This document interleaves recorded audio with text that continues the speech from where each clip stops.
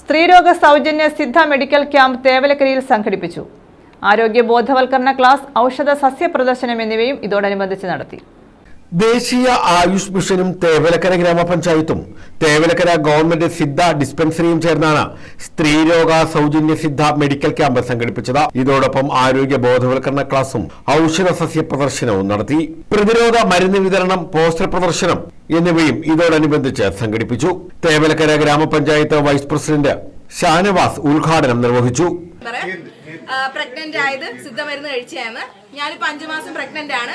ഞാനും സിദ്ധമരുന്ന് കഴിച്ച പ്രഗ്നന്റ് ആയിരിക്കുന്നത്.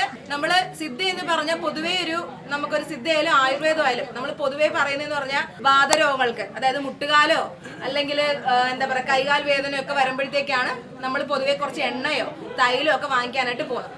സിദ്ധ എന്ന് പറഞ്ഞാൽ അതല്ല.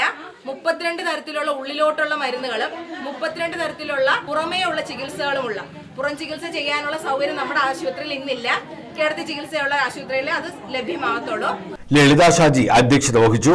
പോസ്റ്റർ പ്രദർശനം പഞ്ചായത്ത് അംഗം ഫാത്തിമ കുഞ്ഞും, ഔഷധ സസ്യങ്ങളുടെ വിതരണം പഞ്ചായത്ത് അംഗം രാധാമണിയും, ഔഷധപാനീയ വിതരണം പഞ്ചായത്ത് അംഗം ലളിത ഷാജിയും, പ്രതിരോധ മരുന്ന് വിതരണം പ്രിയങ്കയും നിർവഹിച്ചു. VS വിഞ്ചു ബോധവൽക്കരണ ക്ലാസ്സിന് നേതൃത്വം നൽകി. പലരും ഇവിടെ കഷായ ആശുപത്രി അല്ലെങ്കിൽ ആയുർവേദ ആശുപത്രി എന്ന് പറഞ്ഞായിരിക്കും മരുന്ന് വാങ്ങിക്കാൻ വരുന്നത്. സിദ്ധ എന്ന് പറയുന്നത് വളരെ പഴക്കം ചെന്ന, അതായത് നമ്മളുടെയൊക്കെ എന്താ പറയാ അപ്പൂപ്പന്മാരൊക്കെ മുമ്പേ ഉള്ളൊരു വൈദ്യശാസ്ത്രം. ഇപ്പൊ ഫാത്തിമ കുഞ്ഞ് മെമ്പറിന്റെ കാര്യം പറഞ്ഞു കേട്ട് നമ്മൾ ഷാനവാസ് മെമ്പറെ പ്രഗ്നന്റ് ആയത് സിദ്ധമരുന്ന് കഴിച്ചാണ്. ഞാനിപ്പോ 5 മാസം പ്രഗ്നന്റ് ആണ്. ഞാനും സിദ്ധമരുന്ന് കഴിച്ച പ്രഗ്നന്റ് ആയിരിക്കുന്നത്.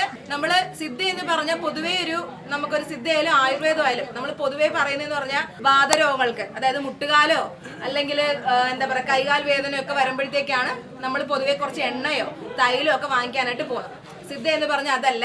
32 തരത്തിലുള്ള ഉള്ളിലോട്ടുള്ള മരുന്നുകളും 32 തരത്തിലുള്ള പുറമേ ഉള്ള ചികിത്സകളുമുള്ള പുറം ചികിത്സ ചെയ്യാനുള്ള സൗകര്യം നമ്മുടെ ആശുപത്രിയിൽ ഇന്നില്ല. കിടത്തി ചികിത്സയുള്ള ആശുപത്രിയിൽ അത് ലഭ്യമാകത്തുള്ളൂ. ഡോക്ടർ ഗിരിജ നന്ദി രേഖപ്പെടുത്തി. News bureau, Chavara.